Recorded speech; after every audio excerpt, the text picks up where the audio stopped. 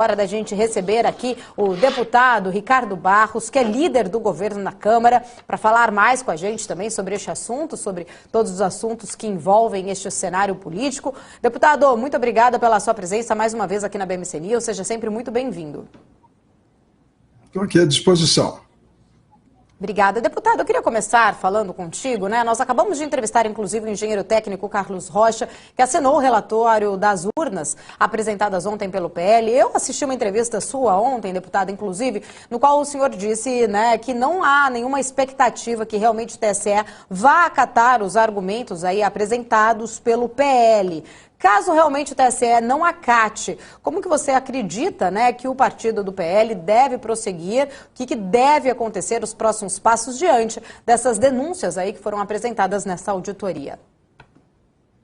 O PL vai recorrer ao plenário do TSE, vai recorrer ao Supremo, porque o ministro Alexandre de Moraes virou cabo eleitoral contra o Bolsonaro. Ele faz qualquer coisa para prejudicar o Bolsonaro e não faz cerimônia nenhuma para tentar que as pessoas não percebam isso. Ele já mandou um despacho aí para desqualificar em 24 horas o pedido. Ele não pode fazer isso, ele tem que mandar para o Ministério Público Eleitoral opinar, ele tem que fazer a instrução do processo, mas ele não quer, ele quer desqualificar qualquer tentativa de alterar o que ele construiu durante o seu período de presidente do tribunal, despachando resoluções totalmente ilegais, prejudicando a campanha do presidente Bolsonaro. Esse ativismo político do tribunal é que precisa acabar. A ação do Partido Liberal foi construída mediante auditorias, fez um trabalho técnico e ela precisa ser apreciada tecnicamente também. O ministro Alexandre quer despachar politicamente, né?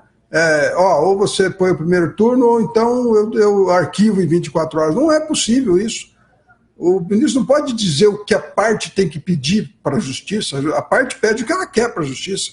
E a justiça, ele pode, de ofício, estender ao primeiro turno o pedido do PL, mas não tem que mandar o PL pedir isso. Está fazendo política o ministro Alexandre de Moraes, lamentavelmente. Então, quando eu falo que não tem expectativa de aceitar essa e nenhuma outra, tudo que for do Bolsonaro ele vai dar contra. Mas ele é um dos membros do tribunal. E a gente espera que o tribunal como um todo, havendo fundamento naquilo que está proposto, possa decidir. É uma questão apenas de que a justiça seja justa, né, cega e não fique tomando lado como está tomando assim, visivelmente, nesse caso, contra o presidente Bolsonaro. Tá certo, esclarecido, deputado. Vamos mudar então um pouco de assunto, vamos falar da PEC. O senhor disse em uma entrevista também que a atual gestão só terá uma posição sobre a proposta de emenda constitucional, a PEC da transição, né, quando houver de fato um texto protocolado, né? A gente até falou mais cedo que hoje vai ser apresentado o texto, mas que o senhor é contra a autorização para que o governo possa elevar o teto de gastos acima dos 80 bilhões. O PT deve apresentar, então, hoje à tarde, a PEC da transição no Senado e o senhor disse que vai orientar ali, né, a bancada contra gastos superiores a 80 bilhões na PEC de transição. Acima disso, então, não tem chance?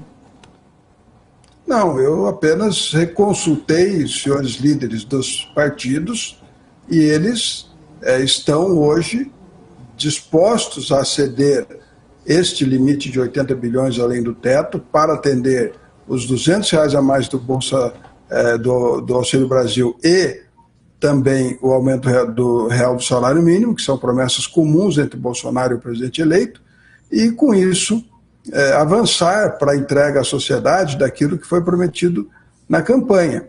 Mas, tecnicamente falando, isso tudo é responsabilidade do próximo parlamento e do próximo governo. Nós queremos colaborar. Mas não adianta a transição vir com um pedido, né, de coisas que não vão ser atendidas. Ontem o presidente do Senado, Pacheco, já falou que não vai passar 4 anos o teto, já disse que não tem ambiente para isso. Nós aqui da Câmara estamos dando um recado, peça 80 bilhões por um ano, que nós temos disposição de aprovar. Se o texto vier muito diferente, como nós temos 3 semanas apenas para encerrar o período legislativo, iniciar o recesso, talvez não aconteça a votação. Então, a transição precisa ser pragmática, pedir o que pode ganhar. Deputado, a gente agradece, né? A gente sabe que você está com a agenda apertada hoje, um dia importante aí, de bastante movimentação em Brasília, diante desses assuntos. A gente sempre tenta entender, né? O mercado financeiro reage muito rapidamente a todas essas questões, apesar, né, do próprio presidente eleito, Luiz Inácio Lula da Silva, falar aí que a reação do mercado, falando que é somente paciência, mas a gente vê realmente uma reação de preocupação por parte de muitos investidores quando se fala num rompimento de gastos ou ter aí não ser só um waiver momentâneo, será algo permanente. Isso traz sim um impacto muito grande. Então a gente agradece o seu tempo, seus esclarecimentos. Seja sempre muito bem-vindo à BMC News. Até uma próxima. Estou sempre à disposição. Obrigada.